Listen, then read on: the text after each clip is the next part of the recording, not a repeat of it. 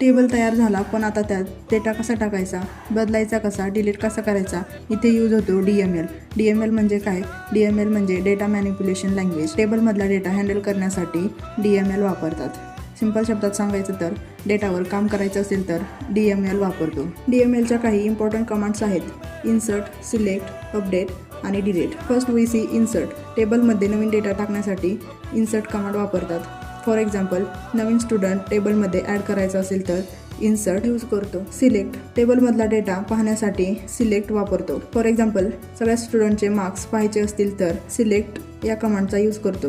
Third is update. टेबलमधला data बदलण्यासाठी update ही कमांड वापरतात. फॉर एक्झाम्पल, स्टुडंटचे मार्क्स चेंज करायचे असतील तर अपडेट कमांड वापरतो.